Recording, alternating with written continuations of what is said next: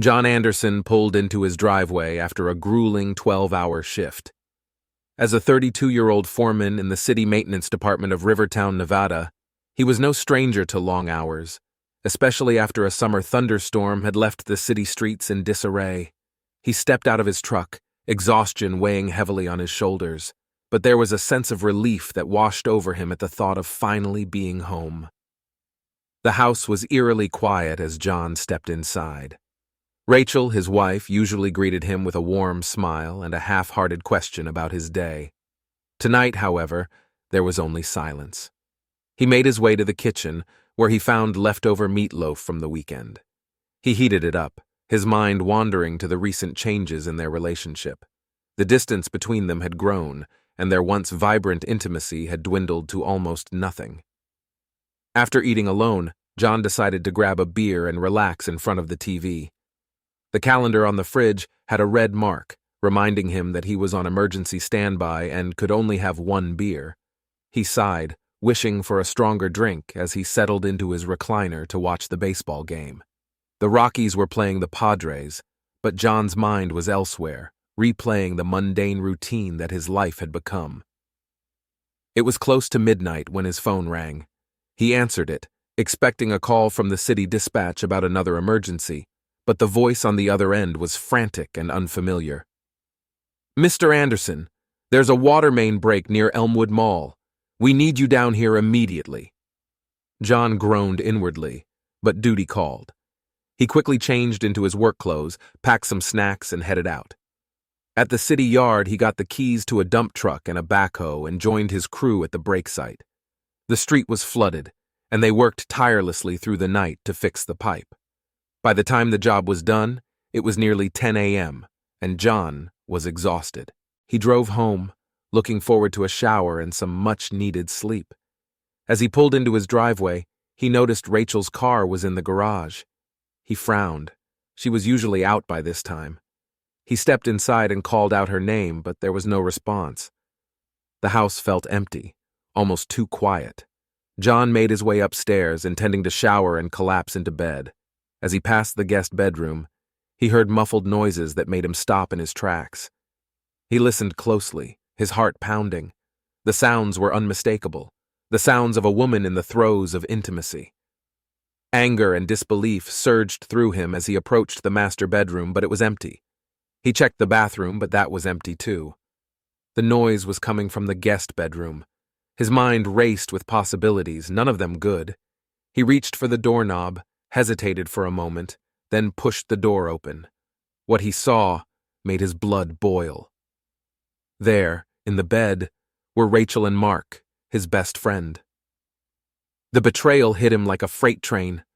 Rachel's eyes widened in shock as she saw John standing in the doorway, and she quickly tried to cover herself with the sheets. "John, it's not what it looks like," Rachel stammered, but the words felt hollow and meaningless. Mark scrambled to grab his clothes, his face pale with fear. "John, man, I can explain," he started, but John wasn't listening. Rage took over as John clenched his fists, his mind a whirlwind of emotions. "Explain? Explain?" he shouted, his voice echoing through the house. "You think there's an explanation for this? In my own house? With my wife?" Rachel started crying, but John didn't care. The betrayal from the two people he trusted most was more than he could bear. He turned on his heel and stormed out of the room, his mind already racing with thoughts of revenge. He went downstairs, grabbed his Kimber, .45 from the coat closet, and headed back up. The noise from the guest bedroom had stopped, but the fury inside John hadn't. He kicked open the door, aiming the gun at Mark. "Get out! Both of you! Now!" Rachel sobbed as she hurriedly dressed, and Mark followed suit, his hands shaking. "John, please, just let us explain," Rachel pleaded. "There's nothing to explain," John spat. "You both disgust me. Get out of my house." They left in a rush, and John stood there, breathing heavily, the gun still in his hand. The house was silent again, but the silence felt different now. It was the silence of betrayal, of a broken trust that could never be mended. John sat on the edge of the bed, the weight of what had just happened sinking in. He knew his life would never be the same, but one thing was clear. He wouldn't let this betrayal go unpunished. He had lost his wife and his best friend in one fell swoop, but he wasn't going to let them walk away unscathed. The plans for revenge started forming in his mind, each one more satisfying than the last. John Anderson would make sure that Mark and Rachel paid for their betrayal, no matter what it took. John remained seated on the edge of the bed, his mind racing with thoughts of vengeance. The image of Rachel and Mark together was seared into his mind, and each time it replayed, it reignited his anger. He knew he couldn't stay in the house any longer without feeling suffocated by the betrayal. He needed to clear his head and think about his next move. He grabbed his keys and headed out, driving aimlessly through the streets of Rivertown. The city was beginning to wake up, but John felt detached from it all, his mind consumed by his own turmoil. After driving for an hour, he found himself at a small diner on the outskirts of town. He parked and walked inside, hoping a cup of coffee would help him think more clearly. The diner was quiet with only a few patrons scattered around. John took a seat at the counter and ordered a coffee. As he sat there, staring into the steaming cup, he replayed the events of the morning over and over in his mind. How could Rachel do this to him? How could Mark betray him like that? The waitress, a middle-aged woman with kind eyes, refilled his cup and gave him a sympathetic smile. "You look like you've had a rough day," she said softly. "You could say that," John replied, managing a weak smile in return. He appreciated the gesture, even though she had no idea what he was going through. As he sipped his coffee, John's thoughts turned to the practicalities of his situation. He needed to figure out what to do next. Staying in the house with Rachel was out of the question, but he couldn't just leave his home behind. And then there was the matter of his job. He couldn't afford to let his personal life interfere with his work. An idea began to form in his mind, a way to ensure that Mark and Rachel paid for their betrayal. He pulled out his phone and made a few calls. First, he contacted a locksmith to change the locks on his house. He didn't want Rachel or Mark to be able to get back in. Next, he called his attorney, Bert Young, to start the process of filing for divorce. With those arrangements made, John felt a small sense of control returning. He paid for his coffee and left the diner, heading back to his house. By the time he arrived, the locksmith was already there, changing the locks on the front door. "Make sure to change the locks on all the doors, including the back and the garage," John instructed. The locksmith nodded, and John went inside to start packing Rachel's belongings. He wanted her out of his life as soon as possible. As he packed, his anger began to shift to determination. He wouldn't let Rachel and Mark's betrayal destroy him. He would come out of this stronger, and they would regret ever crossing him. He thought about how he could hit Mark where it hurt the most. Mark had a lot to lose: his job, his reputation, his standing in the community. John would make sure that Mark lost it all. By the time the locksmith finished, John had packed up most of Rachel's things. He carried the boxes to the porch and left them there, then went inside and locked the door. He took a deep breath, trying to calm the storm of emotions inside him. He knew he had a long road ahead, but he was ready to face it head on. That evening, John sat in his living room, a beer in his hand, thinking about the future. He had a lot of work to do, but for the first time since discovering the affair, he felt a glimmer of hope. He wasn't just a victim. He was a man with a plan, and he would make sure that Rachel and Mark paid dearly for their betrayal. As the sun set and the house grew dark, John felt a sense of resolve settle over him. This was just the beginning. He had lost his wife and his best friend, but he hadn't lost his will to fight. He would rebuild his life, stronger and better than before, and he would make sure that those who had wronged him would never forget the consequences of their actions.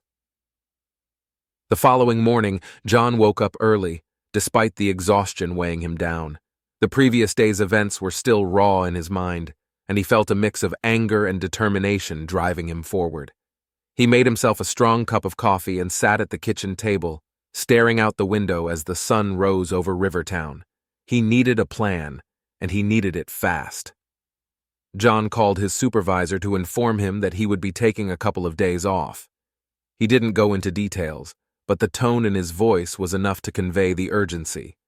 With that out of the way, he turned his attention to Rachel's belongings, still sitting on the porch.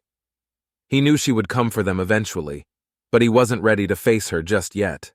His phone buzzed, pulling him out of his thoughts. It was a text from his neighbor, Tom Mitchell. "Hey, John. I heard about what happened. If you need anything, let me know." John appreciated the gesture but wasn't in the mood for company. He replied with a simple, "Thanks, Tom. I'll let you know." He finished his coffee and decided to head to the gym. A good workout would help clear his head. As he drove, he thought about how he would deal with Mark. The betrayal still stung, but he needed to channel that anger into something productive. The gym was almost empty, which suited John just fine. He put on his headphones and started with a run on the treadmill. As he ran, he let his mind wander, thinking about the different ways he could make Mark pay for what he had done. He imagined confronting him at work, exposing the affair to their friends and colleagues. The possibilities were endless, but John knew he had to be smart about it. After an intense workout, John felt a bit more grounded. He headed back home, his mind clearer and more focused. As he pulled into his driveway, he saw a familiar car parked in front of his house. It was Rachel. She was standing on the porch, looking hesitant and unsure. John took a deep breath and walked over, determined to keep his composure. "What are you doing here, Rachel?" Rachel looked up, her eyes red from crying. "John, please, can we talk?" John crossed his arms, keeping his distance. "Talk? About what? You've already said enough." Rachel wiped her tears and took a step closer. "I know I messed up. I just want to explain. Please, just give me a chance to explain." John felt a surge of anger but managed to keep his voice steady. "Explain what? That you slept with my best friend? That you've been lying to me for who knows how long?" Rachel shook her head, her voice trembling. "It wasn't like that, John. It just happened. I didn't mean for it to go this far." John's expression hardened. "It just happened? That's your excuse? You think that makes it better?" Rachel took another step closer, reaching out to him. "John, I still love you. I made a mistake, but I don't want to lose you. Please, can we just talk this through?" John took a step back, shaking his head. "It's too late for that, Rachel. You made your choice, and now you have to live with it." Rachel's face crumpled, and she started crying again. "Please, John, I can't lose you. You're my husband. We can work through this." John felt a pang of sadness, but he couldn't let it sway him. "No, Rachel. You lost me the moment you decided to betray me. Now take your things and leave." Rachel nodded, defeated. She walked over to the boxes and started loading them into her car. John watched, feeling a mix of relief and sorrow. Once she was done, she looked back at him one last time. "I'm sorry, John. I really am." John didn't respond. He watched her drive away, the weight of the situation settling over him. He knew it was the right decision, but it didn't make it any easier. As the day went on, John focused on his plans for revenge. He called Bert Young, his attorney, and set up a meeting to discuss the divorce proceedings. Bert was a no-nonsense lawyer, with a reputation for being ruthless in court, and John knew he needed someone like that on his side. When he arrived at Bert's office, he was greeted by the receptionist and led into a small, cluttered room where Bert was waiting. "John, take a seat," Bert said, gesturing to the chair across from his desk. John sat down, feeling a bit more confident now that he had professional support. "Thanks for seeing me on such short notice, Bert." Bert nodded. "Of course. I heard about what happened. I'm sorry you're going through this, but we'll make sure you come out on top." John appreciated the reassurance. "I want to file for divorce as soon as possible, and I want to make sure Rachel gets as little as possible." Bert leaned back in his chair, considering John's words. "We can certainly aim for that, but we'll need to gather evidence and build a strong case. Do you have any proof of the affair?" John nodded. "I caught them in the act, and I'm sure there are plenty of people who knew about it." Bert made some notes. "Good. We'll need statements from any witnesses, and it wouldn't hurt to have some documentation if you can get it." John thought about how he could gather more evidence. He remembered the security cameras he had installed around the house. "I have security cameras. Maybe they caught something. Bert smiled. Excellent. Bring me any footage you have, and we'll go from there. Feeling a renewed sense of determination, John left Bert's office and headed home. He spent the rest of the day reviewing the security footage, hoping to find something that would help his case.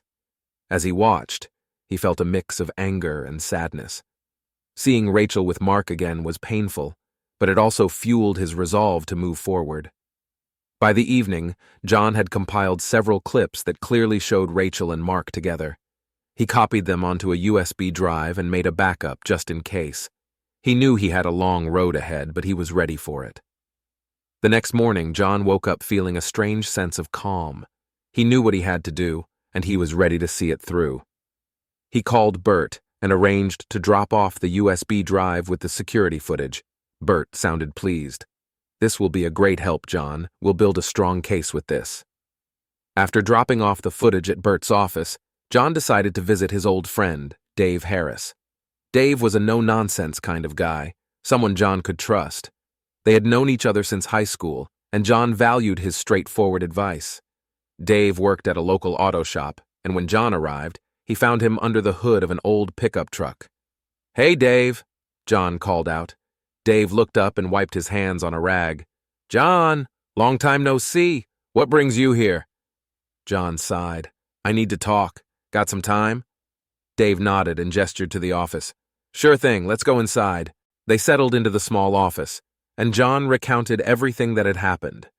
Dave listened without interrupting, his expression growing darker as the story unfolded. When John finished, Dave leaned back in his chair, shaking his head. "Man, that's rough. I can't believe Rachel and Mark would do that to you." John nodded, feeling a lump in his throat. "Yeah, it's been tough, but I'm not gonna let them get away with it." Dave's eyes gleamed with determination. "Damn right. You need any help, you let me know." John felt a surge of gratitude. "Thanks, Dave. I appreciate it." They talked for a while longer, discussing various ways John could get back at Mark and Rachel. Dave suggested a few ideas, some more drastic than others, but ultimately John knew he had to be smart about it. He couldn't risk losing everything in the process. By the time John left the auto shop, he felt more determined than ever. He drove home, his mind racing with plans and possibilities. As he pulled into his driveway, he noticed Lisa, his neighbor's daughter, sitting on her porch. She waved at him and John waved back, appreciating the small gesture of normalcy. He spent the rest of the day making a list of tasks he needed to accomplish. Changing the locks was just the beginning. He needed to gather more evidence, inform key people about the situation, and make sure Rachel couldn't manipulate her way back into his life. That evening, John received a call from Tom Mitchell. "Hey, John, I wanted to check in on you. How are you holding up?" John sighed, leaning back in his chair. "It's been rough, Tom, but I'm managing. Thanks for asking." Tom's voice was filled with concern. "If you need anything, just let me know. We're all here for you." John felt a wave of gratitude.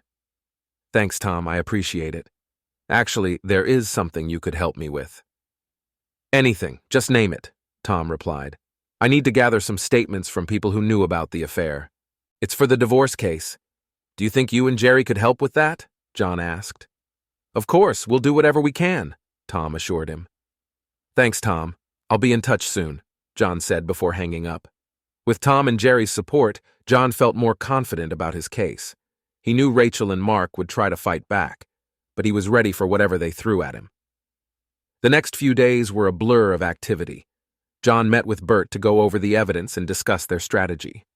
He also spoke with several neighbors and friends, gathering statements and corroborating details about the affair.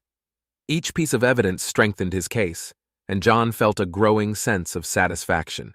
One evening, as John was reviewing some paperwork, there was a knock at the door. He opened it to find Lisa standing there, looking nervous. "Hi, Mr. Anderson. Can I talk to you for a moment?" John stepped aside to let her in. "Sure, Lisa. What's on your mind?" Lisa hesitated, then took a deep breath. "I wanted to give you something. It's a video I took a while back. I thought it might help with your case." John's curiosity was piqued. "What kind of video?" Lisa handed him a USB drive. It's a recording from a few weeks ago. I saw Rachel and Mark together and thought something was off, so I recorded it. John took the USB drive, feeling a mix of emotions. Thank you, Lisa. This could be really important. Lisa nodded, looking relieved. I hope it helps. And if you need anything else, just let me know. John watched as she left, then went to his computer and plugged in the USB drive. The video showed Rachel and Mark together, clearly unaware they were being recorded. It was more damning evidence, and John felt a sense of vindication as he watched. He called Bert and arranged to drop off the new footage. This just keeps getting better and better, Bert said. We're going to nail them, John. With each passing day, John felt more in control. He knew it would be a long and challenging process, but he was ready to fight for what was rightfully his. The betrayal had cut deep, but it had also given him a new sense of purpose. As he sat in his living room that night, a beer in hand, John felt a sense of peace. He had a plan, he had support, and he was ready to face whatever came next. The road ahead wouldn't be easy, but he was determined to come out on top. John felt a renewed sense of purpose as he drove to Bert's office the next morning. The evidence he had gathered was strong, and he knew they had a solid case. He parked his truck and walked into the office where Bert was waiting for him. Morning, John. Bert greeted him, a confident smile on his face. I reviewed the new footage you brought in. This will definitely strengthen our case. John nodded, feeling a surge of satisfaction. I'm glad to hear that. What's our next step? Bert leaned back in his chair, steepling his fingers. We'll file the divorce papers today. Once Rachel is served, she'll have to respond within a certain time frame. In the meantime, we can start preparing for the court proceedings. I suggest you stay as calm and composed as possible. Let me handle the legal side of things. John appreciated Bert's confidence. Thanks, Bert. I'll do my best to keep it together. With the divorce papers filed, John felt a weight lift off his shoulders. He returned home and decided to take a walk to clear his head. As he strolled through his neighborhood, he noticed the curious glances from neighbors. Word had spread quickly, and people were eager to see how the drama would unfold. He stopped by Tom and Jerry Mitchell's house, hoping to gather more support. Tom answered the door, a concerned look on his face. Hey, John, come on in. John stepped inside, grateful for the warm reception. Thanks, Tom. I just wanted to update you on the situation and see if you and Jerry could help me gather some more statements. Tom nodded. Of course. Jerry's in the kitchen. Let's go talk to her.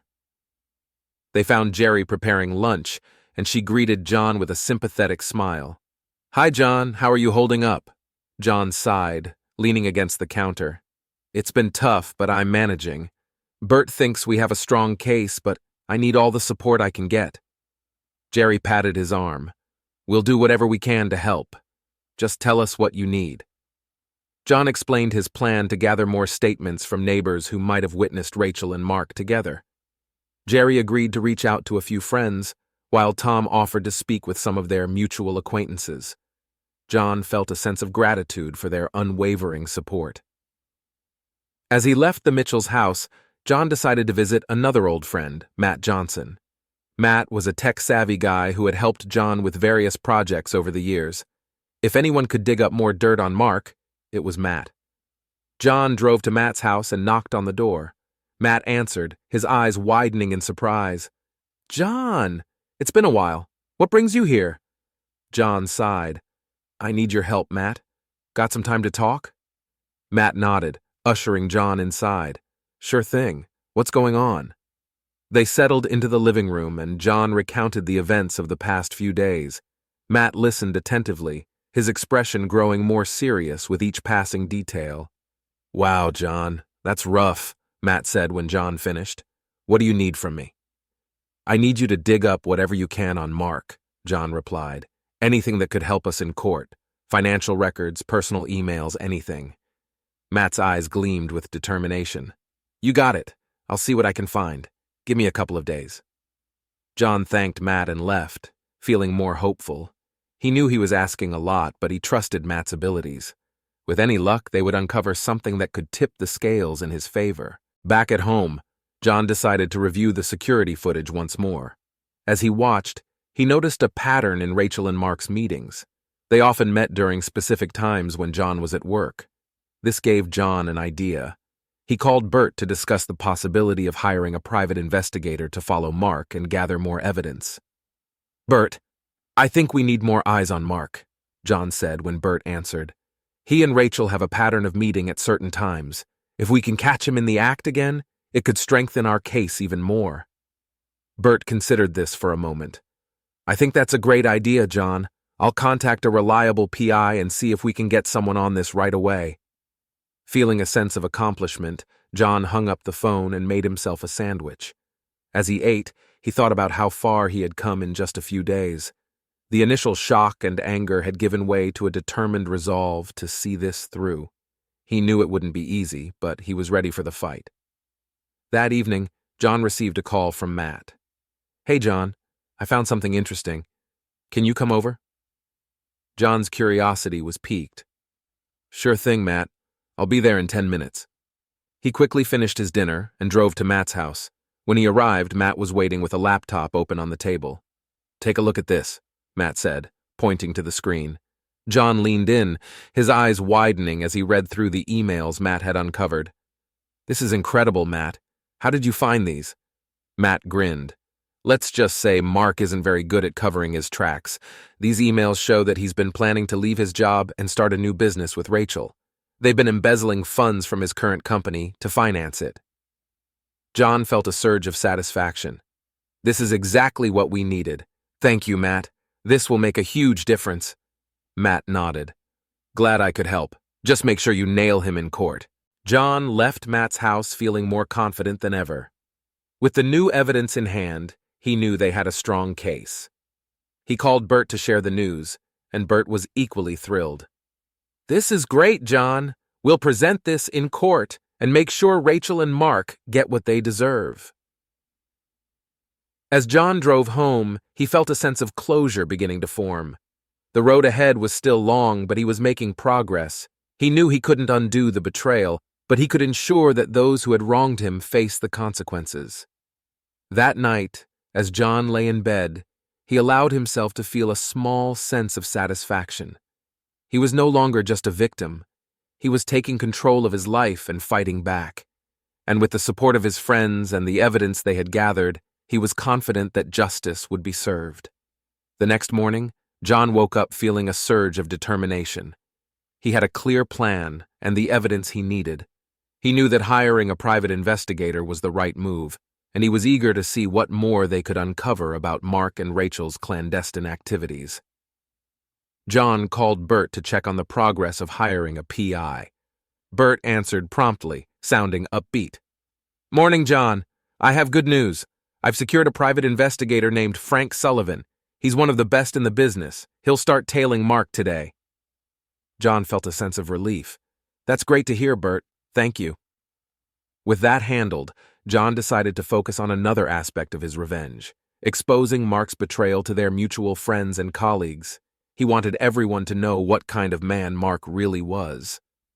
John started making a list of people to contact, beginning with those who worked with Mark. First on the list was Paul, a colleague who had worked closely with Mark for years. John picked up the phone and dialed Paul's number. "Hey, Paul, it's John Anderson. Do you have a few minutes to talk?" Paul sounded surprised but friendly. "Sure, John, what's up?" John took a deep breath and launched into the story. He told Paul about the affair, the evidence he had gathered, and the embezzlement scheme. Paul listened in stunned silence, and when John finished, he could hear the anger in Paul's voice. "I can't believe it. Mark always seemed like such a stand-up guy. This is unbelievable." John nodded, even though Paul couldn't see him. "I know, Paul. That's why I need your help. We need to expose this. People need to know the truth about Mark." Paul agreed to help, promising to spread the word discreetly among their colleagues. John thanked him and moved on to the next name on his list. As the day went on, John made call after call, speaking with friends, colleagues, and acquaintances. Each conversation was difficult, but with each person he told, the burden seemed a little lighter. By the end of the day, John had rallied a small army of supporters who were ready to stand by him. That evening, John received a call from Frank Sullivan, the private investigator. "Mr. Anderson, I have some interesting news. I've been following Mark all day, and it looks like he's meeting someone tonight. I thought you'd want to know." John's heart raced. "Where is he meeting them?" "At a restaurant downtown, the Blue Orchid," Frank replied. "I'll keep an eye on him and let you know if anything significant happens." John thanked Frank and hung up, feeling a mixture of anticipation and anxiety. He decided to drive to the Blue Orchid and see for himself what Mark was up to. As he arrived, he parked a few blocks away and walked to the restaurant, hoping to catch a glimpse of Mark without being seen. He spotted Frank sitting in a car across the street, and Frank gave him a subtle nod. John took a position where he could see the entrance, but remain inconspicuous. After a few minutes, he saw Mark arrive, looking around nervously before heading inside. John waited, his heart pounding. He didn't have to wait long before a woman joined Mark at his table. To John's shock, it wasn't Rachel. It was another woman, someone John didn't recognize. He watched as they talked, their conversation animated and intense. John wished he could hear what they were saying. After what felt like an eternity, Mark and the woman stood up and left the restaurant, heading towards a nearby hotel. John felt a surge of anger and betrayal all over again. Mark wasn't just cheating with Rachel, he was cheating on her too. John snapped a few pictures with his phone, capturing Mark and the woman entering the hotel together. He sent the photos to Frank, who replied with a thumbs-up emoji. John knew this new evidence would further strengthen his case. He drove home, his mind racing with thoughts of how to use this new information. He decided to call Bert and update him on the latest developments. Bert sounded impressed. "John, this is great. We'll use this in court to show just how untrustworthy Mark is. It paints a clear picture of his character." John felt a sense of grim satisfaction. "Thanks, Bert. I'm glad we're making progress." That night, John slept more soundly than he had in days. He felt like he was finally gaining the upper hand. He knew the road ahead was still long, but he was ready for whatever came next. The following morning, John woke up early and decided to pay a visit to Rachel. He wanted to confront her with the new evidence and see her reaction. He drove to her new apartment, feeling a mixture of nerves and determination. When he arrived, he knocked on the door, and Rachel answered, looking surprised to see him. "John, what are you doing here?" John took a deep breath. "I have something to show you. May I come in?" Rachel hesitated, then stepped aside to let him in. John walked into the small living room and pulled out his phone, showing Rachel the pictures of Mark with the other woman. "This is what your precious Mark has been up to." Rachel's face went pale as she looked at the photos. She sat down heavily on the couch, her eyes filling with tears. "I can't believe this. How could he do this to me?" John felt a surge of anger. "You think you're the only one he's betrayed? He's been playing both of us, Rachel, and now it's time he faces the consequences." Rachel looked up at him, a mixture of sorrow and regret in her eyes. "John, I'm so sorry for everything. I never meant for any of this to happen." John sighed, feeling a twinge of pity for her. "It's too late for apologies, Rachel. What's done is done. Now we have to deal with the fallout." He left Rachel's apartment feeling a strange sense of closure. For the first time since the affair was exposed, he felt like he was taking control of his life. He knew the road ahead would still be challenging, but he was ready for it. As he drove home, John thought about the future. He knew he had a long legal battle ahead, but with Bert's help and the support of his friends, he was confident he would come out on top. He was determined to rebuild his life and find happiness again, no matter what it took. John felt a renewed sense of determination as he woke up the next morning. The previous day's confrontation with Rachel had given him a sense of closure, but it had also fueled his desire for justice. He knew that the next steps would be crucial in ensuring that Mark and Rachel faced the full consequences of their actions. After a quick breakfast, John headed to Bert's office to discuss the latest developments and strategize their next moves. When he arrived, Bert greeted him with a firm handshake and led him into the conference room. "Morning, John. I've been reviewing the new evidence you provided. It's solid. We're in a strong position." John felt a surge of confidence. "That's good to hear, Bert. What's our next step?" Bert leaned forward, his expression serious. We need to move quickly. I'm going to file a motion to expedite the divorce proceedings. With the evidence we have, we can push for a quick resolution. We also need to prepare for any counter moves from Rachel and Mark. They won't go down without a fight. John nodded, feeling the weight of the situation. I'm ready for whatever they throw at us. Bert smiled. That's the spirit. Now let's talk about the financial aspects. We need to ensure that Rachel doesn't get her hands on more than she's entitled to. And we need to expose Mark's embezzlement scheme to protect your interests. John agreed, and they spent the next hour going over the details of their plan. Bert was meticulous, covering every possible angle. By the time they finished, John felt more prepared than ever. As he left Bert's office, John received a text from Frank Sullivan, the private investigator. I've got more on Mark. Meet me at the usual spot. John drove to the cafe where he and Frank had met previously. Frank was already there, sipping a coffee and reading a newspaper. He looked up as John approached and gestured to the seat across from him. Morning, John. I've got some interesting updates for you. John sat down, eager to hear what Frank had uncovered. What did you find? Frank pulled out a folder and slid it across the table. Mark's been making some shady deals. He's been funneling money into offshore accounts, trying to cover his tracks. But that's not all. He's also been involved in some questionable business practices that could land him in serious trouble. John opened the folder and scanned the documents inside. The evidence was damning. This is incredible, Frank, thank you. This will make a huge difference in court. Frank nodded. I'm glad I could help. Just be careful.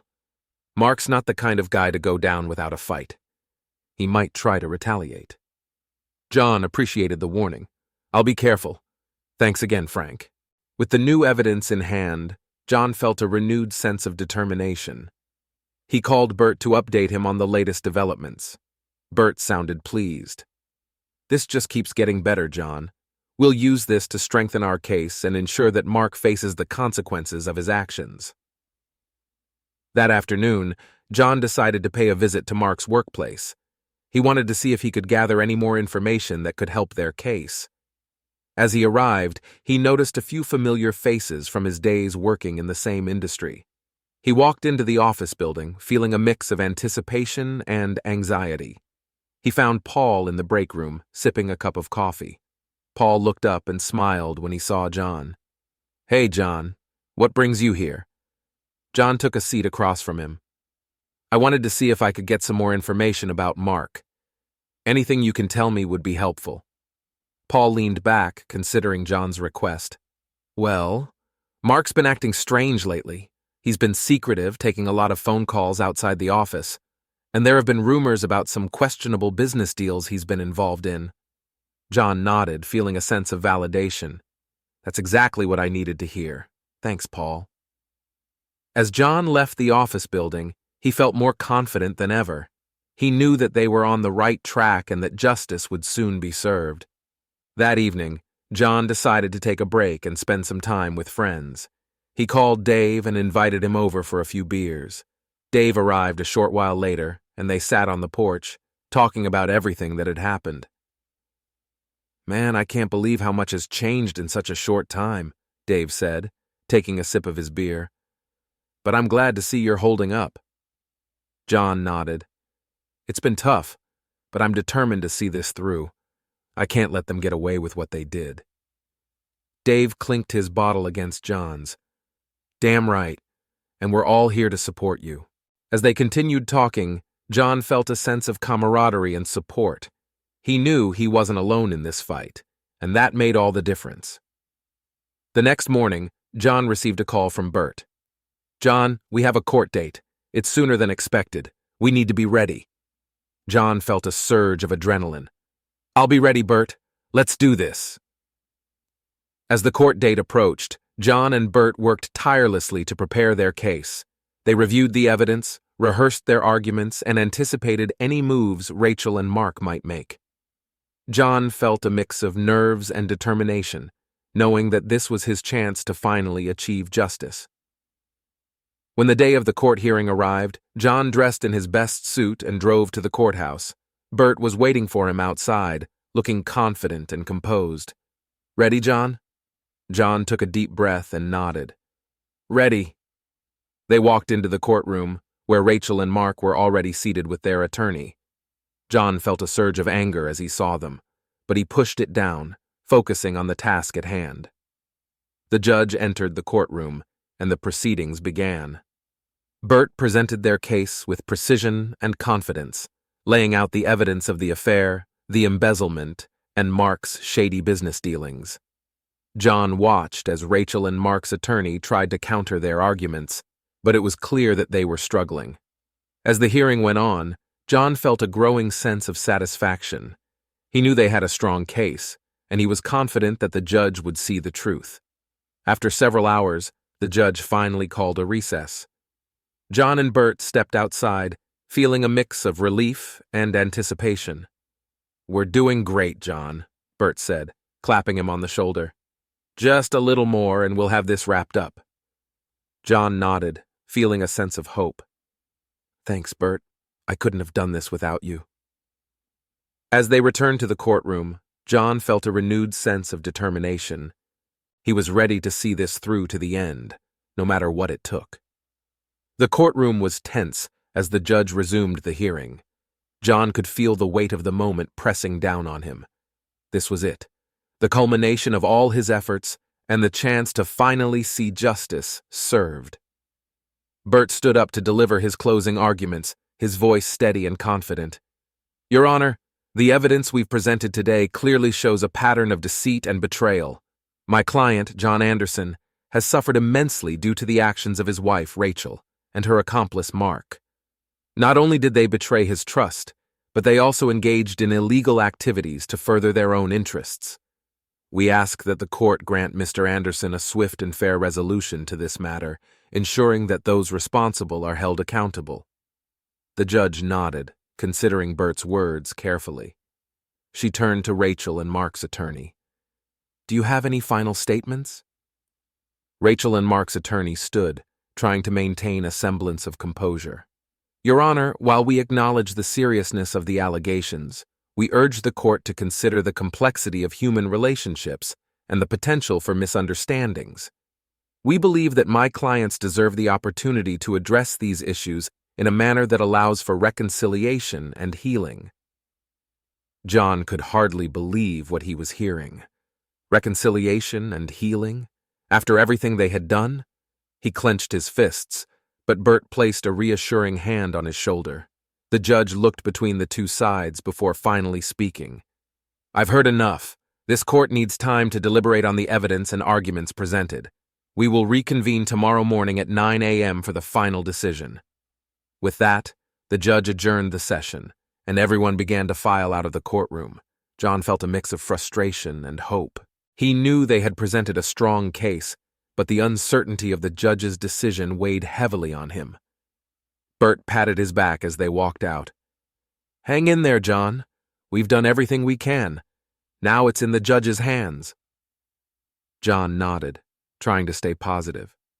"I know, Bert. Thanks for everything." That evening, John went home and tried to relax, but sleep didn't come easily. His mind kept replaying the events of the day, and he couldn't shake the feeling of anticipation for the judge's decision. He finally drifted off in the early hours of the morning, only to be woken a few hours later by the persistent ring of his alarm. He dressed quickly, feeling a knot of anxiety in his stomach. As he drove to the courthouse, he tried to focus on the positives, the strong evidence, Bert's confident arguments, and the support of his friends. He knew he had done everything he could. When he arrived, he found Bert waiting for him outside the courtroom. "Morning, John. How are you holding up?" John forced a smile. "Nervous, but ready." Bert nodded. "Good. Let's do this." They walked into the courtroom together, taking their seats as the judge entered. The atmosphere was charged with tension as everyone waited for her to speak. The judge cleared her throat, looking around the room. "After careful consideration of the evidence and arguments presented, this court has reached a decision. In the matter of John Anderson versus Rachel Anderson, the court grants the divorce petition in favor of Mr. Anderson. Furthermore, due to the evidence of infidelity and embezzlement, The court awards Mr. Anderson a significant portion of the marital assets, and Miss Anderson will receive no spousal support. John felt a wave of relief wash over him. He had won. The judge continued, addressing Mark directly. As for Mr. Mark, the evidence of his involvement in illegal activities will be forwarded to the appropriate authorities for further investigation. This court will not tolerate such behavior. Mark's face turned pale, and Rachel looked devastated. John couldn't help but feel a sense of satisfaction as he watched their reactions. Justice had been served. As the judge adjourned the session, John turned to Bert, shaking his hand. "Thank you, Bert. I couldn't have done this without you." Bert smiled. "You did great, John. Now it's time to move on and start rebuilding your life." John nodded, feeling a sense of closure. It was time to put the past behind him and focus on the future. He walked out of the courtroom, feeling lighter than he had in weeks. That evening, John decided to celebrate with his friends. He invited Dave, Tom, and Jerry over for a barbecue. As they gathered in his backyard, John felt a renewed sense of hope and camaraderie. They shared stories, laughed, and enjoyed each other's company. As the night wore on, John took a moment to reflect on everything that had happened. It had been a long and painful journey, but he had come out stronger on the other side. He knew there would still be challenges ahead, but he was ready to face them with the support of his friends and the determination that had carried him this far. The next morning, John woke up feeling refreshed and optimistic. He decided to take a walk through the neighborhood, appreciating the beauty of the early morning light. As he walked, he noticed a familiar face approaching, Lisa, his neighbor. "Hey, Mr. Anderson," Lisa called out, smiling. "How did it go in court?" John smiled back.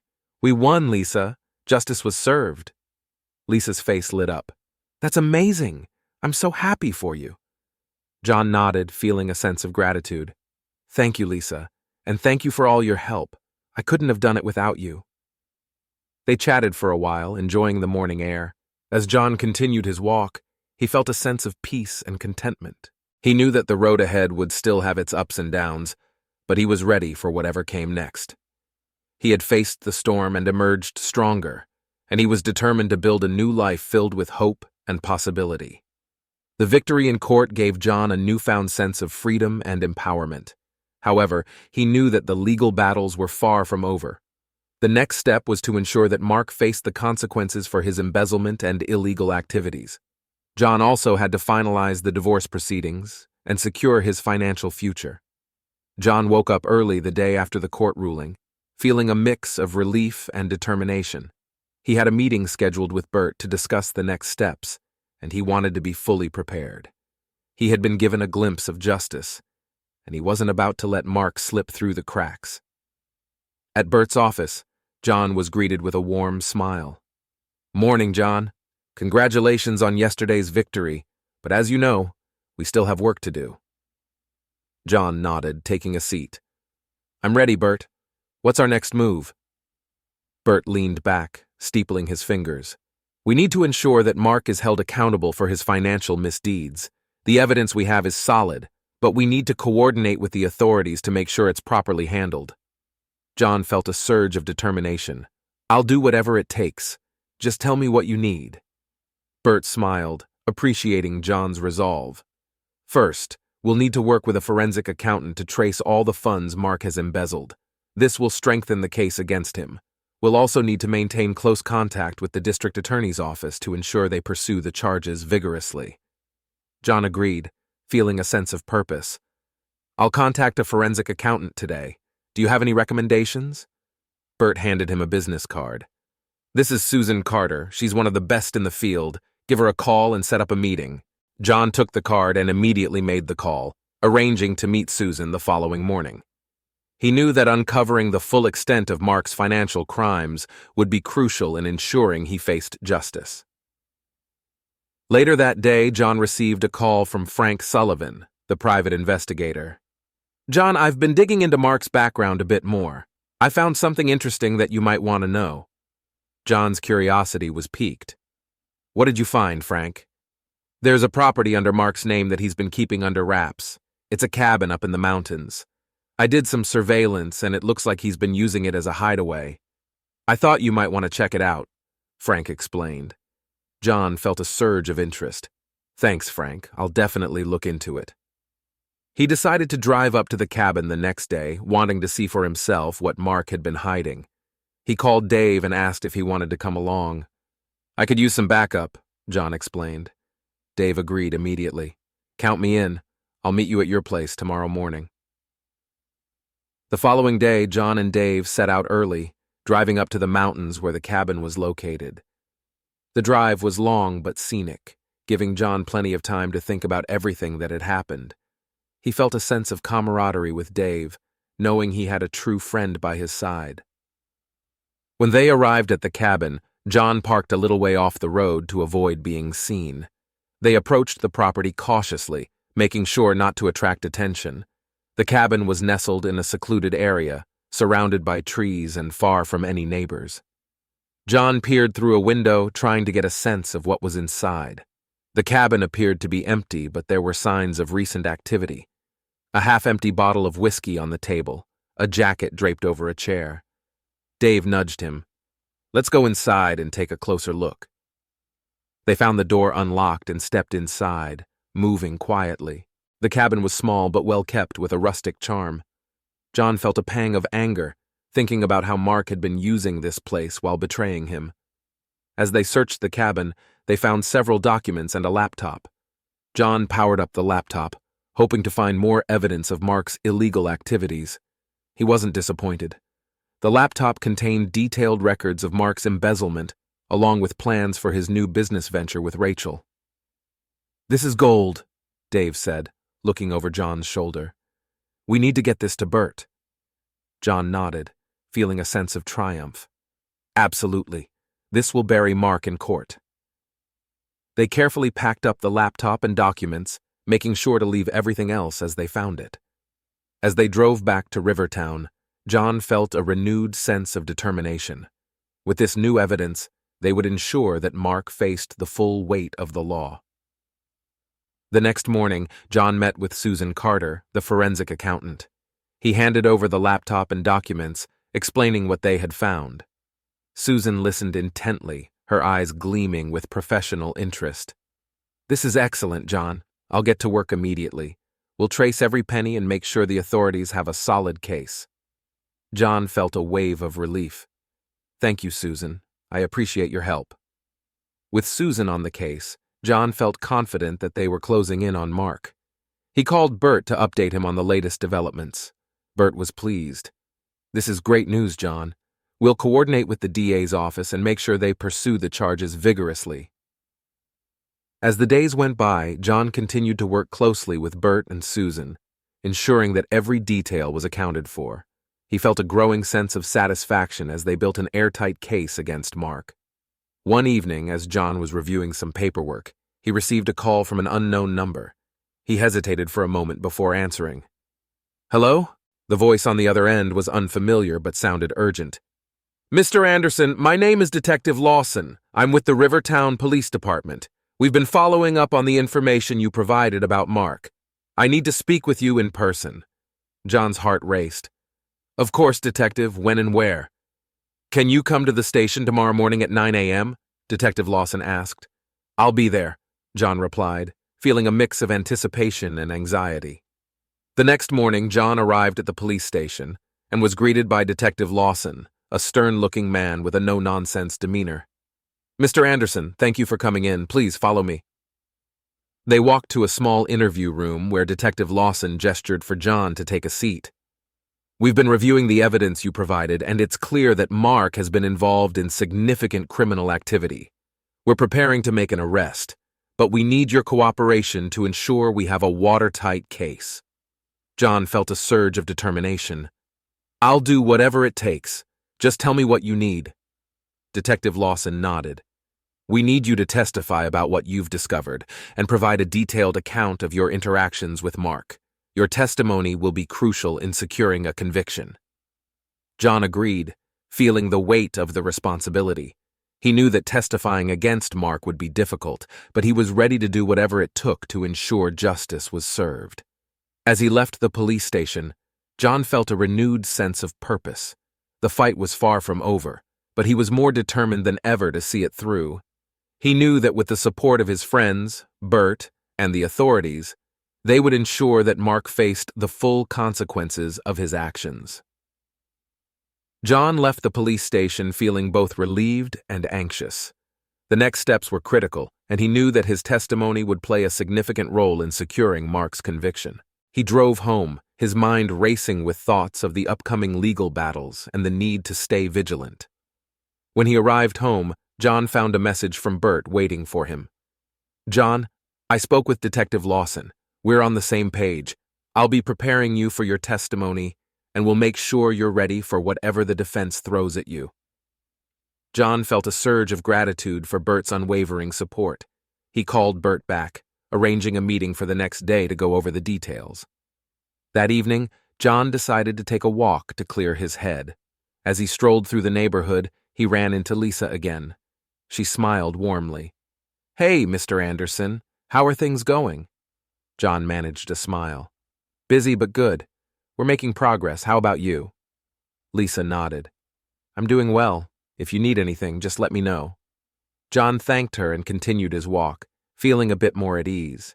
He knew he had a strong support system, and that made all the difference. The next morning, John met with Bert to prepare for his testimony. Bert was thorough, going over every detail and anticipating possible questions from the defense. "Remember, John, stay calm and stick to the facts. You've got this." John nodded, feeling more confident. "Thanks, Bert. I appreciate all your help." As the day of the hearing approached, John felt a mixture of nerves and determination. He knew that this was his chance to ensure that Mark faced the consequences of his actions. When the day finally arrived, John dressed carefully, wanting to make a good impression in court. He arrived early, meeting Bert outside the courthouse. "Ready?" Bert asked, giving him a reassuring smile. John took a deep breath and nodded. "Ready." They walked into the courtroom together, taking their seats as the judge entered. Detective Lawson was already there, along with the district attorney. Mark and his lawyer sat across the room, looking tense. The hearing began, and John was called to the stand. As he took his oath and sat down, he felt a wave of calm wash over him. He was ready for this. The district attorney started with a few basic questions, establishing John's background and his relationship with Mark. Then they moved on to the heart of the matter, the embezzlement and illegal activities. "Mr. Anderson, can you describe what you discovered about Mr. Mark's financial activities?" the district attorney asked. John nodded, taking a deep breath. "Yes, I found evidence that Mark had been embezzling funds from his company and funneling the money into offshore accounts. He had detailed records of these transactions on his laptop, which I provided to the authorities." The district attorney continued, asking John to explain how he had come across the evidence and what steps he had taken to ensure it was handled properly. John answered confidently, sticking to the facts as Bert had advised. As he spoke, he noticed Mark shifting uncomfortably in his seat. It was clear that the evidence was damning, and Mark's lawyer looked increasingly worried. When the district attorney finished, it was the defense's turn to cross-examine. Mark's lawyer, a slick-looking man with a smug demeanor, approached the stand. "Mr. Anderson, isn't it true that you have a personal vendetta against my client?"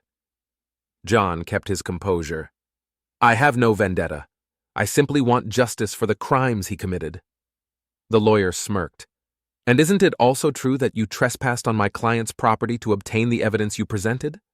John felt a surge of anger but remained calm. "I went to the property to verify my suspicions.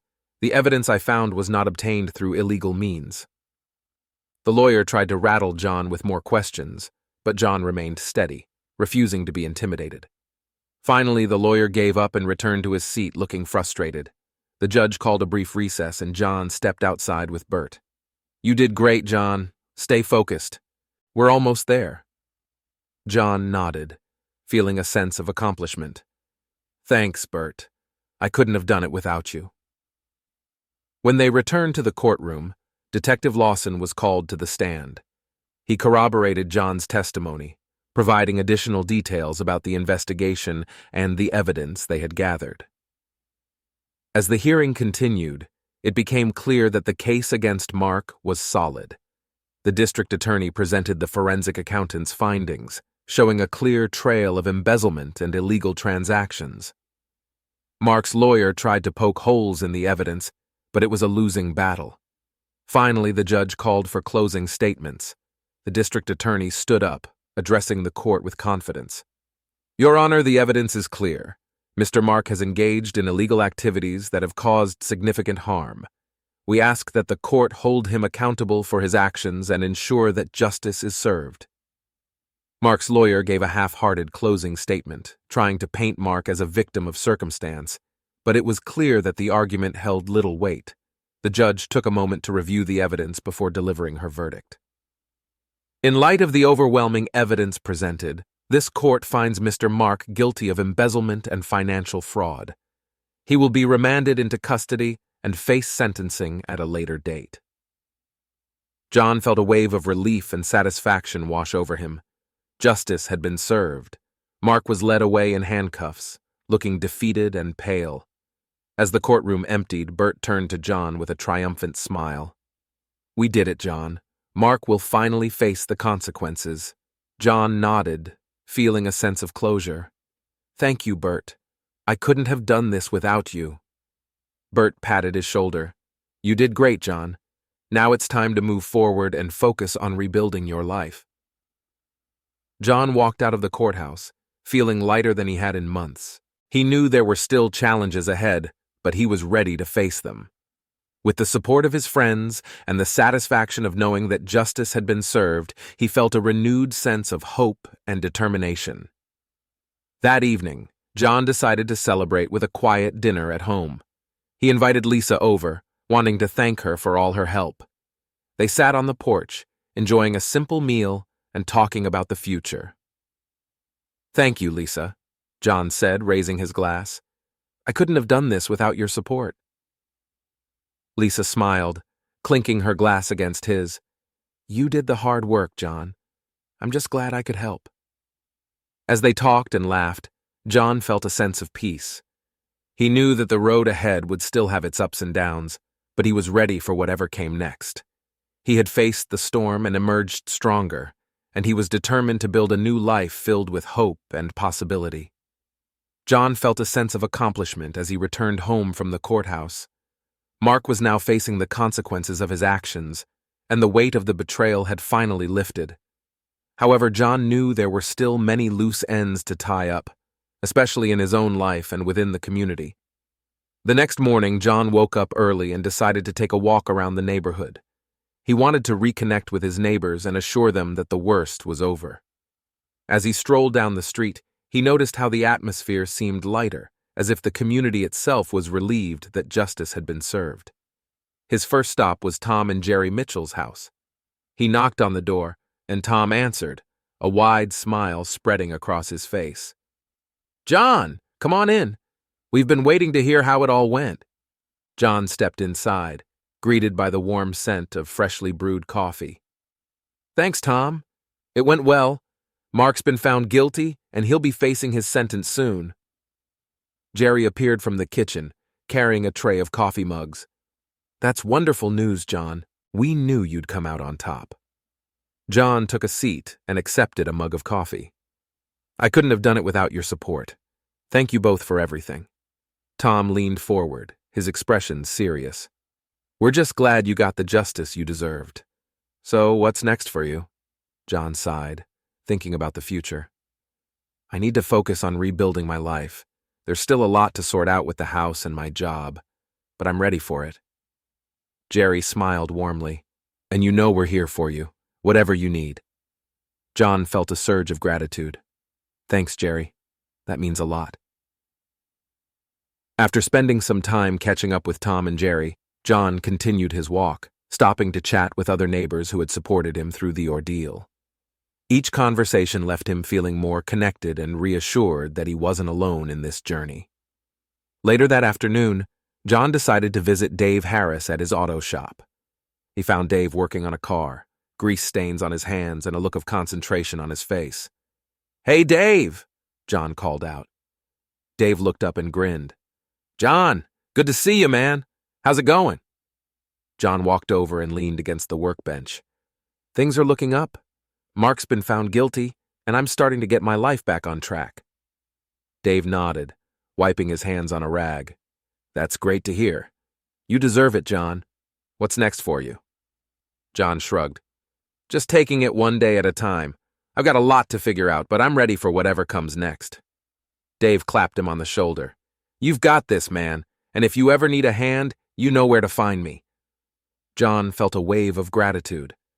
Thanks, Dave. That means a lot. As the days went by, John focused on rebuilding his life. He worked closely with Bert to finalize the divorce proceedings and ensure that all the financial aspects were taken care of. He also met with a real estate agent to discuss selling the house and finding a new place to start fresh. One evening, as John was sorting through some old boxes in the garage, he received a call from Lisa. Hey, Mr. Anderson. I was wondering if you'd like to join me for dinner tomorrow night. My treat, to celebrate your victory. John smiled, feeling a warmth in his chest. I'd love that, Lisa. Thanks. The next evening, John met Lisa at a cozy Italian restaurant in town. The atmosphere was warm and inviting, with the soft glow of candlelight and the enticing aroma of garlic and herbs. They found a quiet table in the corner and ordered their meals. As they waited for their food, Lisa looked at John with a curious expression. So, how are you really doing, John? John took a deep breath, considering her question. It's been a roller coaster, honestly, but I feel like I'm finally starting to move forward. Mark's out of the picture and the divorce is almost finalized. I'm ready to start fresh. Lisa smiled, her eyes warm. I'm glad to hear that. You deserve some happiness after everything you've been through. Their conversation flowed easily as they enjoyed their meal, talking about everything from their favorite movies to their hopes for the future. John found himself feeling more relaxed and optimistic than he had in a long time. As they finished their desserts, Lisa leaned forward, her expression serious. John, I just want you to know that I'm here for you, whatever you need, even if it's just someone to talk to. John felt a surge of gratitude. Thank you, Lisa. That means a lot. I've been so focused on everything that's happened, it's nice to have someone to talk to about the future. They left the restaurant, and John walked Lisa to her car. As they said their goodbyes, John felt a sense of warmth and connection that he hadn't felt in a long time. He knew that he had made a true friend in Lisa, and he was grateful for her support. The next day, John decided to visit the Rivertown Community Center.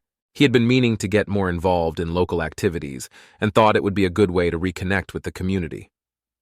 As he walked in, he was greeted by a friendly woman at the front desk. Hello, how can I help you? John smiled. Hi, I'm John Anderson. I was wondering if there are any volunteer opportunities or events coming up that I could get involved in. The woman, whose name tag read Susan, nodded enthusiastically.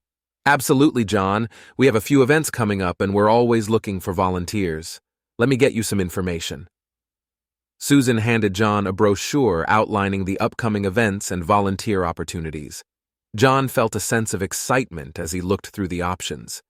He knew that getting involved in the community would be a great way to start fresh and build new connections. Over the next few weeks, John threw himself into volunteer work. He helped organize a neighborhood cleanup, participated in a charity run, and even started mentoring at-risk youth at the community center. Each new experience left him feeling more fulfilled and connected to the people around him. One evening, after a particularly rewarding day at the community center, John received a call from Bert. Hey, John, I have some good news. The judge has finalized your divorce, and you've been awarded full ownership of the house and a significant portion of the marital assets. John felt a wave of relief. That's great news, Bert. Thank you for everything. Bert chuckled. You did most of the work, John. I'm just glad it all worked out. Now you can focus on moving forward. John felt a sense of closure. The legal battles were finally behind him, and he could truly start fresh. He decided to celebrate by inviting Tom, Jerry, Dave, and Lisa over for a small get-together at his house. As they gathered in his backyard, John felt a sense of gratitude for the friends who had supported him through everything. They shared stories, laughed, and enjoyed each other's company, celebrating not just John's victory, but the strength of their friendships. That night, as John stood on his porch, looking out at the stars, he felt a sense of peace and contentment. He knew that the road ahead would still have its challenges, but he was ready for whatever came next.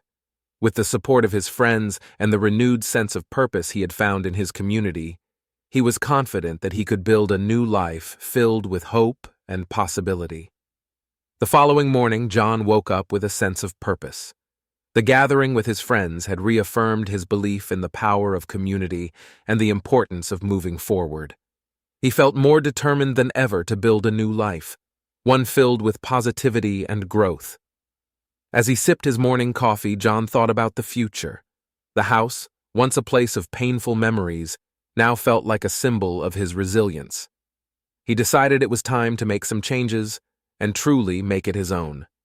He called a local contractor, recommended by Dave, to discuss renovations.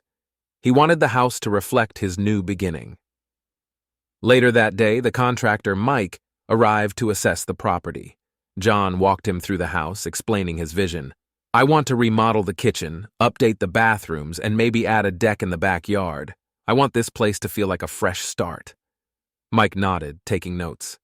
"We can definitely do that, John. I'll put together some plans and a quote for you." John felt a surge of excitement. "Thanks, Mike. I'm looking forward to seeing what you come up with." With the renovation plans underway, John turned his attention to his job. He had taken some time off during the legal battles, but he knew it was time to get back to work. He called his supervisor, Mark, to discuss his return. "Hey, Mark, it's John. I'm ready to come back to work. Can we meet to discuss my schedule?" Mark sounded pleased. "Of course, John. Let's meet tomorrow morning at the office." The next day, John arrived at the city maintenance department feeling a mix of nerves and excitement. Mark greeted him warmly. "John, it's great to have you back. We've missed you around here." John smiled, feeling a sense of camaraderie. "Thanks, Mark. I'm ready to get back to work." They discussed John's schedule and the projects he would be working on. Mark assured him that his position was secure and that the team was behind him. John felt a renewed sense of purpose as he left the office, ready to dive back into his work. That evening, John received a call from Susan, the forensic accountant. "John, I wanted to give you an update. The authorities have completed their investigation and Mark has been formally charged with embezzlement and fraud. His trial date is set for next month." John felt a wave of relief. "Thank you, Susan. That's great news." Susan continued, "I'll be testifying as an expert witness, and your testimony will also be crucial. The district attorney is confident that we have a strong case." John agreed to meet with the district attorney to prepare for the trial. He knew that facing Mark in court again would be challenging, but he was ready to see it through. As the trial date approached, John continued to immerse himself in his work and community activities. He found solace in the routine and the sense of accomplishment that came with each project. The renovations on his house were progressing well, and he enjoyed watching the transformation unfold. One evening, as John was reviewing some documents for work, he received a text from Lisa. "Hey, John, I'm organizing a fundraiser for the community center next week. Would you like to help out?" John smiled, feeling grateful for Lisa's continued support. "Absolutely, count me in." The fundraiser was a huge success, with the community coming together to support the center. John felt a deep sense of satisfaction as he watched people mingling and enjoying themselves. It was a reminder of the strength and resilience of the community, and it reinforced his belief in the power of coming together. The night before Mark's trial, John felt a mix of emotions. He knew that testifying would be difficult, but he was ready to face Mark and ensure that justice was served. He called Lisa, seeking some last-minute reassurance. "Hey, Lisa, I'm feeling a bit nervous about tomorrow," John admitted. Lisa's voice was warm and supportive. "You've got this, John. Just remember to stay calm and stick to the facts. You've come so far, and you're doing the right thing." John felt a surge of gratitude. "Thanks, Lisa. I appreciate it." The next morning, John arrived at the courthouse, feeling a sense of determination. He met with the district attorney, who briefed him on what to expect. As they entered the courtroom, John saw Mark sitting at the defense table, looking more haggard and defeated than ever. The trial began with opening statements from both sides. The district attorney presented a compelling case, detailing Mark's illegal activities and the impact on his victims. John was called to the stand to testify, and he took a deep breath as he approached the witness stand. As he testified, John felt a sense of clarity and resolve. He recounted the events that had led to the discovery of Mark's crimes, the evidence they had uncovered, and the impact it had on his life.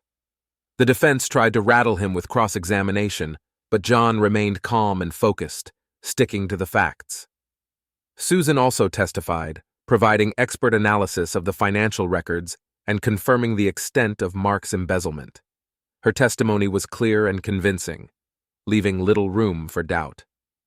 As the trial continued, John felt a growing sense of confidence. The evidence was overwhelming, and it was clear that the jury was taking it seriously. Finally, after several days of testimony and deliberation, the jury returned with a verdict. The judge called the court to order and addressed the jury. "Have you reached a verdict?" The jury foreman stood and nodded. "We have, Your Honor.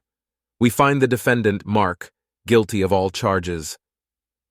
A wave of relief washed over John as the verdict was read.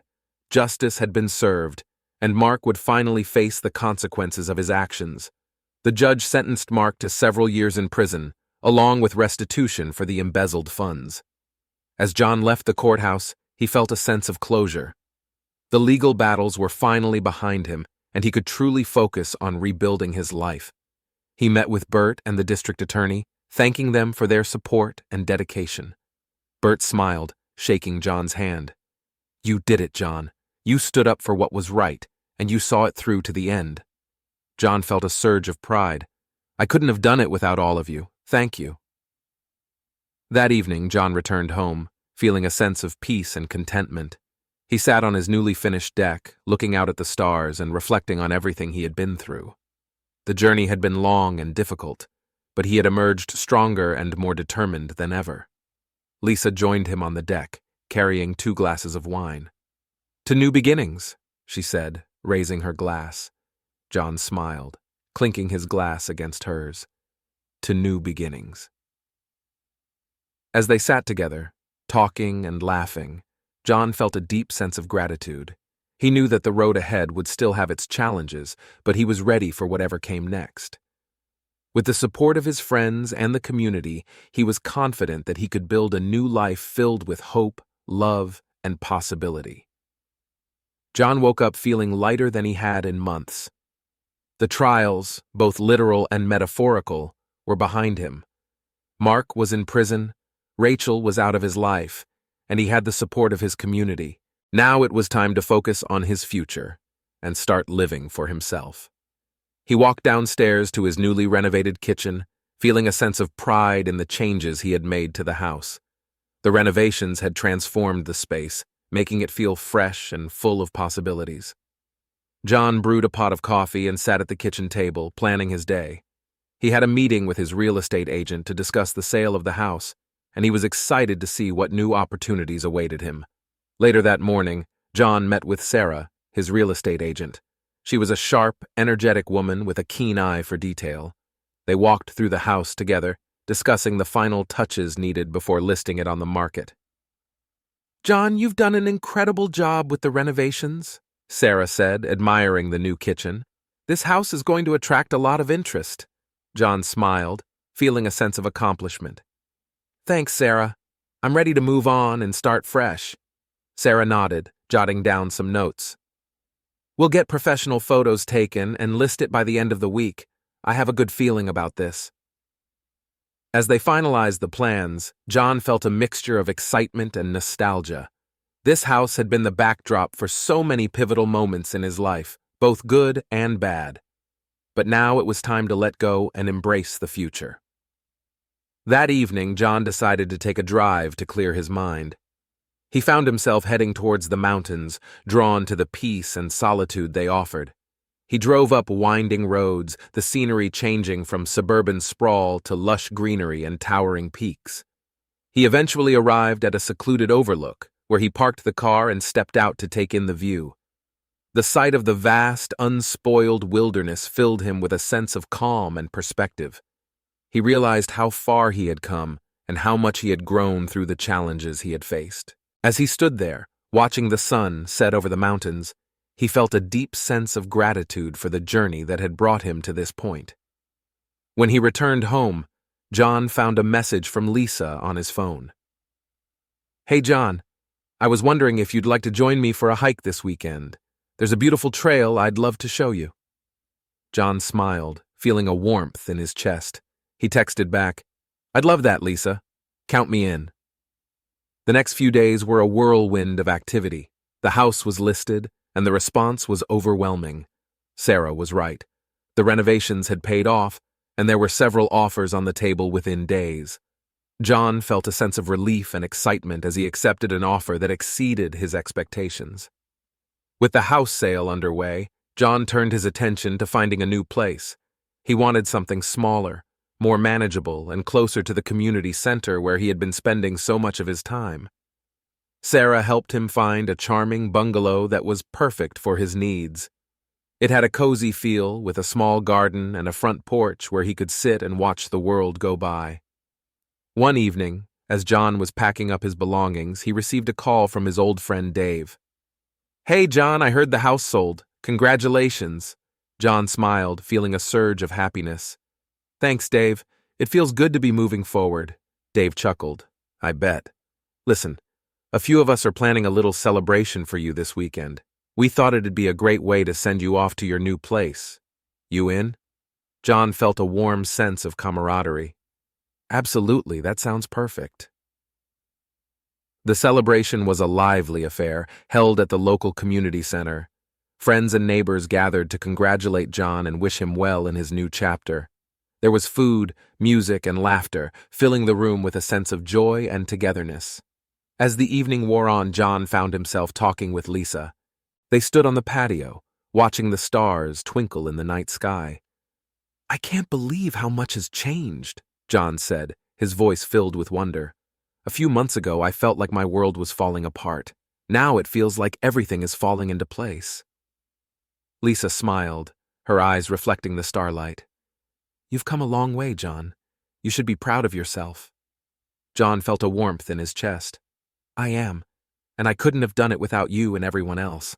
This community means everything to me." They stood in comfortable silence for a moment, simply enjoying the night. Then Lisa turned to him, a serious look on her face. "John, I need to tell you something." John looked at her, feeling a mix of curiosity and anticipation. "What is it, Lisa?" She took a deep breath. "I've been offered a job in another city. It's a great opportunity, but it means I'd have to move." John felt a pang of sadness. "When did this happen?" Lisa hesitated. "A few weeks ago. I didn't want to tell you until everything was settled with the house and the trial. I didn't want to add to your stress." John nodded, appreciating her thoughtfulness. "What are you going to do?" Lisa looked down, then back up at him, her eyes filled with emotion. "I haven't decided yet. This community means a lot to me too, and I don't want to leave it behind. But this job is a big step forward for my career." John took her hand, giving it a reassuring squeeze. "Whatever you decide, I'll support you. You've been such a good friend to me, and I just want you to be happy." Lisa smiled, her eyes glistening with unshed tears. "Thank you, John. That means a lot." As the night drew to a close, John felt a mixture of emotions. He was excited about his new beginning, but also sad at the prospect of Lisa moving away. He knew that life was full of changes and that he had to embrace them, whatever they might be. The next morning, John and Lisa went for their planned hike. The trail wound through the mountains, offering stunning views and a chance to reflect. They talked about their hopes and dreams, sharing stories and laughter along the way. It was a perfect day, filled with a sense of peace and connection. At the end of the hike, they sat on a rock overlooking the valley below. John turned to Lisa, feeling a sense of clarity. Whatever happens, Lisa, I'm grateful for our friendship. You've been a big part of my journey, and I'll always cherish that. Lisa smiled, a tear slipping down her cheek. Me too, John. No matter where life takes us, we'll always have this. As they made their way back down the trail, John felt a sense of acceptance. He knew that the future was uncertain, but he was ready to face it with an open heart. He had found strength in his community, in his friends, and in himself. And whatever came next, he was ready to embrace it with hope and determination. The next few days were a whirlwind of activity, as John finalized the sale of his house and prepared to move into his new bungalow. The sense of starting fresh was exhilarating, and he felt more at peace than he had in a long time. Lisa had decided to take the job offer, but they promised to stay in touch and visit each other whenever possible. On moving day, John's friends rallied around him to help. Dave, Tom, Jerry, and even some neighbors showed up to lend a hand. The atmosphere was light and filled with laughter as they loaded boxes and furniture into the moving truck. John couldn't help but feel grateful for the strong support network he had. "Last box," Dave said, hefting it into the truck with a grin. "Ready for the new place?" John nodded, looking at the empty house that had once been his home. "Yeah, I am. Thanks for all your help, everyone." They all drove to John's new bungalow where the process of unloading began. It was tiring work, but the camaraderie made it enjoyable. By the time they were done, the sun was setting, casting a warm glow over the cozy new home. As they sat on the porch, enjoying some well-deserved cold drinks, Tom raised his bottle. "To John and his new beginning." "To new beginnings," everyone echoed, clinking their bottles together. John smiled, feeling a deep sense of satisfaction. He had come a long way, and he was ready for whatever came next. The following morning, John woke up in his new bedroom, sunlight streaming through the windows. He felt a sense of peace and excitement as he looked around at the new space. He had a lot to do to make it truly his own, but he was ready for the challenge. Over the next few weeks, John settled into his new routine. He threw himself into his work, enjoying the sense of purpose and fulfillment it brought. He continued to volunteer at the community center, finding joy in helping others and giving back to the community that had supported him. One evening, as John was watering his garden, he received a call from Bert. "Hey, John, just wanted to check in and see how you're doing." John smiled, leaning against the fence. "I'm doing great, Bert. The new place is perfect, and I'm keeping busy." Bert chuckled. "Glad to hear it. You deserve it, John. Keep up the good work." As he hung up, John felt a sense of pride. He had faced so many challenges, but he had come out stronger on the other side. One weekend, Lisa came to visit, bringing with her a sense of familiarity and warmth. They spent the day exploring the town, visiting the local farmers market, and enjoying a picnic in the park. It was a perfect day, filled with laughter and good conversation. As they sat on a blanket watching the sunset, Lisa turned to John. "I'm really happy for you, John. You've come so far." John smiled, feeling a deep sense of gratitude. "Thanks, Lisa. I couldn't have done it without you and everyone else." Lisa took his hand, giving it a gentle squeeze. "And don't forget, we'll always be friends, no matter where life takes us." John nodded, feeling a sense of contentment. "Always." As the evening drew to a close, John walked Lisa to her car. They hugged, promising to stay in touch and visit each other often. John watched as she drove away, feeling a sense of bittersweet happiness. He knew that life was full of changes, but he was ready to face them with an open heart. The next day, John decided to visit his parents, who lived a few hours away. He hadn't seen them since the trial, and he wanted to share his new beginnings with them. As he drove through the countryside, he felt a sense of anticipation and excitement. When he arrived, his parents greeted him with open arms. They were thrilled to hear about his new home and all the positive changes in his life. They spent the day catching up, sharing stories, and enjoying each other's company.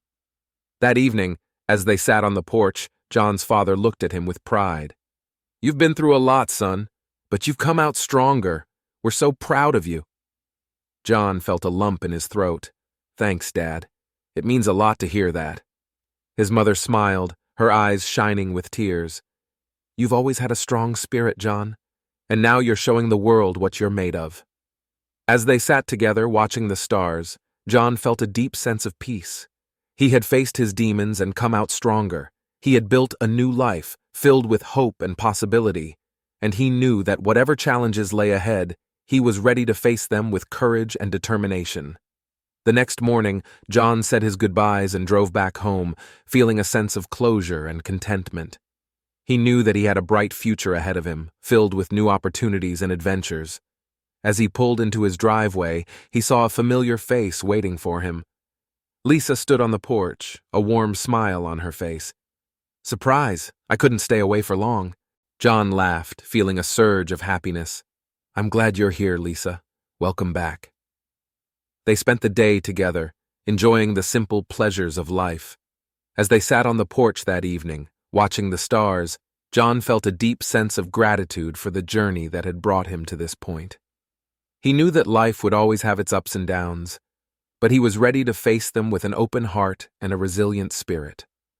With the support of his friends, family, and community, he was confident that he could build a future filled with hope, love, and endless possibilities. John stood on the porch of his cozy bungalow, taking in the crisp morning air. It had been a year since he had moved into his new home, and life had settled into a comfortable, fulfilling rhythm. The past year had been a journey of healing, growth, and new beginnings, and John felt a deep sense of contentment as he reflected on all that had happened. His phone buzzed with a text message, pulling him out of his thoughts. It was from Lisa, who had recently moved back to town after deciding that her career opportunities here were just as promising. Hey, John, up for breakfast at the diner? John smiled and quickly replied, Absolutely. See you in 30 minutes. He grabbed his jacket and headed out, feeling a sense of excitement. Lisa had become a significant part of his life, and he cherished their friendship deeply. As he drove to the diner, he thought about how much they had both grown and changed over the past year. The diner was bustling with the morning crowd when John arrived. He spotted Lisa at their usual booth, a smile lighting up her face as she saw him. Morning, John, she greeted him warmly. Morning, Lisa, John replied, sliding into the booth. How's your day so far? Lisa shrugged, a playful glint in her eye. Just getting started, but it's already looking good. What about you? John chuckled. Same here. I've been thinking a lot about everything that's happened this past year. It's hard to believe how far we've come. Lisa nodded, her expression turning thoughtful. It's been quite a journey, hasn't it? But I'm grateful for every step of it. Their conversation flowed easily as they enjoyed their breakfast, talking about their plans for the future and reminiscing about the past. John felt a sense of warmth and connection that made him grateful for the present moment. After breakfast, John decided to visit the community center. He had become heavily involved in various projects and events, finding joy in giving back to the community that had supported him. As he walked into the bustling center, he was greeted by familiar faces and warm smiles. John, good to see you, called out Susan, the receptionist. We're just setting up for the charity auction tonight. Could use an extra pair of hands. John grinned. Count me in, Susan. What do you need? He spent the next few hours helping to set up tables, arrange items for the auction, and coordinate with volunteers. The atmosphere was lively, filled with a sense of purpose and camaraderie. John felt a deep sense of fulfillment as he worked alongside his friends and neighbors. Later that evening, the charity auction was in full swing. The room was filled with laughter, friendly chatter, and the excitement of bidding wars. John mingled with the crowd, enjoying the sense of community and connection. As the auction drew to a close, the event organizer, Emily, took the stage to thank everyone for their participation. We've raised an incredible amount tonight thanks to all of you, and a special thank you to John Anderson, whose dedication and hard work have been invaluable to our community. The crowd erupted in applause, and John felt a wave of gratitude and pride. He had found a place where he belonged, surrounded by people who cared about each other and worked together to make a difference. After the auction, John and Lisa decided to take a walk through the town. The night was clear and cool, the stars twinkling above them. They strolled down Main Street, talking about the future and the dreams they hoped to achieve. "John," Lisa said softly, "I've been thinking a lot about what's next for us. I feel like we're both in such a good place right now." John nodded, feeling a sense of anticipation. "I agree, Lisa. I feel like we've come full circle. We've built something amazing here." Lisa smiled, her eyes shining with emotion. "I want to keep building it with you, John, whatever that looks like." John felt his heart swell with emotion. "I'd like that too, Lisa. You've been such an important part of my journey. I can't imagine it without you." They walked in comfortable silence for a while, simply enjoying each other's company. As they reached the park, they sat on a bench, looking out at the peaceful scene before them. "Remember when we first came here together?" Lisa asked, her voice filled with nostalgia. John nodded, a smile tugging at his lips. "I do. It feels like a lifetime ago." Lisa leaned her head on his shoulder. "We've been through so much, but we've come out stronger. I'm grateful for every moment." John felt a deep sense of contentment. "Me too, Lisa. Here's to the future, whatever it may hold." As they sat there, watching the stars, John knew that he was ready for whatever came next. He had faced his past, healed from his wounds, and built a new life filled with hope, love, and possibility. And with Lisa by his side, he was confident that the best was yet to come. The next few months flew by, filled with new adventures and opportunities. John continued to thrive in his job and his community work, finding joy and fulfillment in every day. He and Lisa grew closer, their bond deepening with each passing moment. One sunny afternoon, John received a call from an unfamiliar number. "Hello, is this John Anderson?" a voice on the other end asked. "This is John," he replied, curiosity piqued. "This is Rebecca from the Rivertown Gazette. We've been following your story, and we'd love to do a feature on you and your journey. Would you be interested?"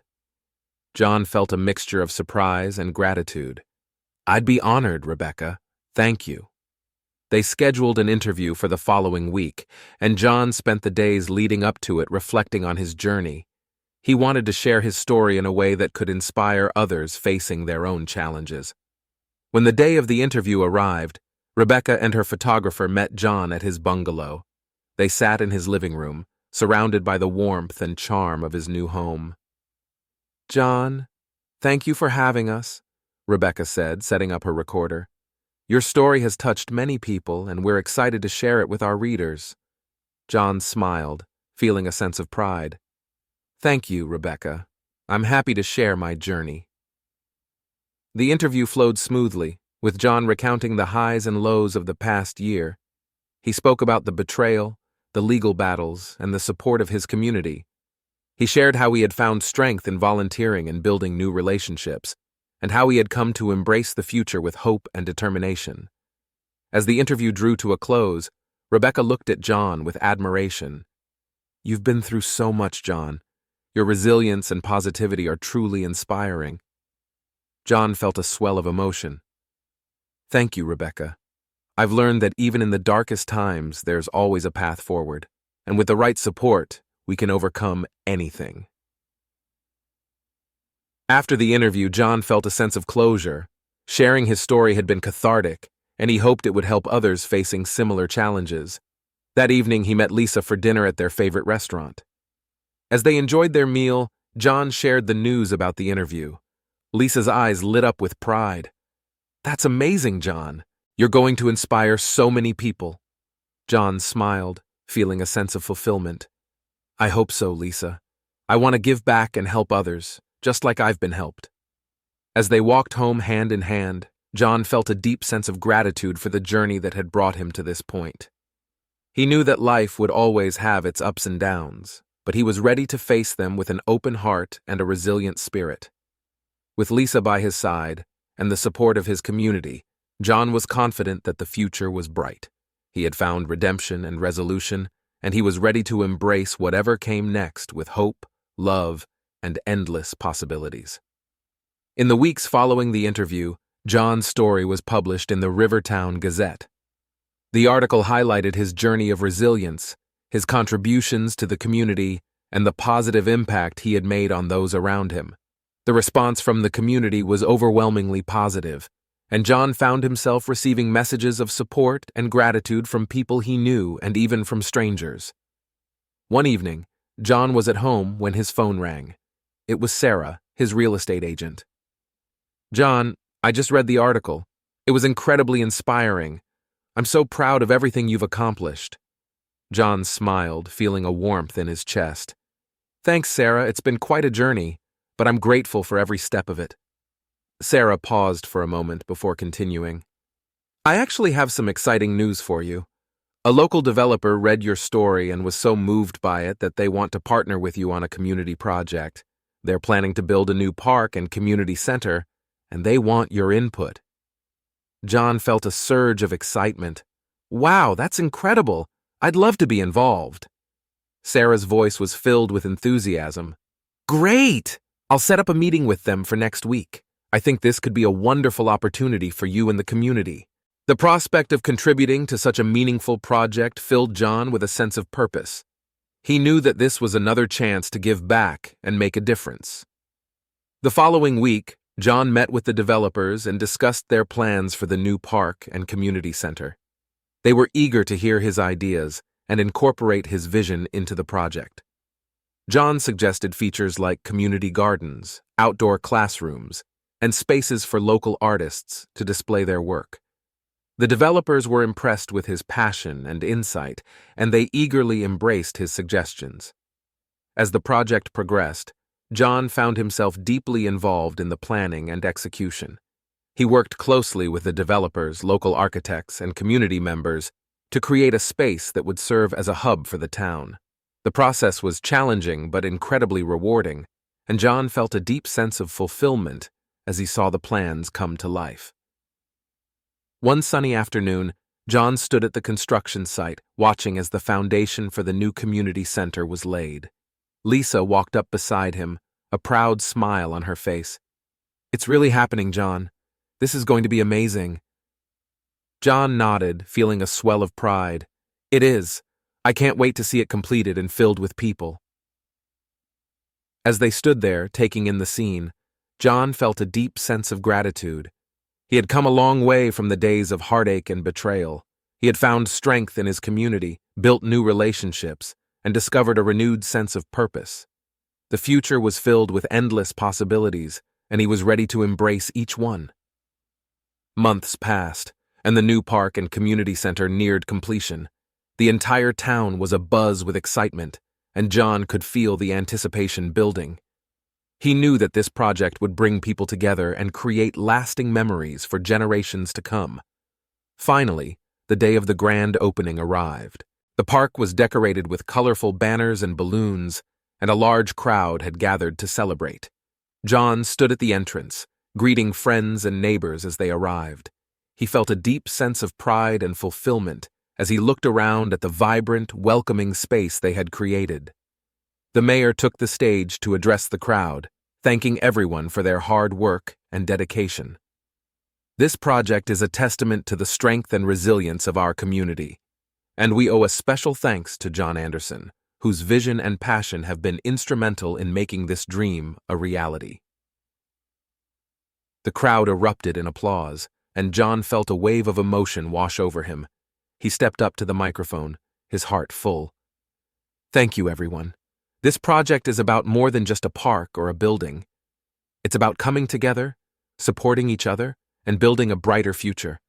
I'm honored to be a part of this incredible community, and I'm excited to see what we can achieve together." As the ribbon was cut and the festivities began, John felt a sense of joy and fulfillment unlike anything he had ever experienced. He watched as children played on the new playground, families enjoyed picnics on the grass, and local artists displayed their work in the new gallery space. The park and community center were alive with laughter, music, and a sense of togetherness. Later that evening, as the sun set and the celebrations continued, John found a quiet moment to reflect. He stood at the edge of the park, looking out at the scene before him. Lisa joined him, slipping her hand into his. "You did it, John. This is all because of you." John shook his head, a smile on his face. No, this is because of all of us. It's a testament to what we can achieve when we come together. Lisa leaned her head on his shoulder. I'm so proud of you, John. You've come so far and you've made such a difference. John felt a deep sense of contentment. Thank you, Lisa, and thank you for being a part of this journey with me. As they stood there watching the stars come out, John knew that the future was filled with endless possibilities. He had faced his challenges, found strength in his community, and built a new life filled with hope and love. And with Lisa by his side and the support of his friends and neighbors, he was confident that the best was yet to come. In the months that followed, John continued to thrive. The park and community center became a hub of activity, bringing people together and fostering a sense of unity. John found joy in his work, his volunteer efforts, and his relationships. He knew that life would always have its ups and downs, but he was ready to face them with an open heart and a resilient spirit. As the seasons changed and the years passed, John looked back on his journey with gratitude. He had learned the true meaning of community, friendship, and resilience. And he had discovered that even in the darkest times, there was always a path forward, filled with hope and possibility. With each new day, John embraced the future with confidence and optimism. He had found his place in the world, and he was ready to continue building a life filled with love, joy, and endless possibilities. And as he looked out at the vibrant, thriving community he had helped to create, he knew that the best was yet to come.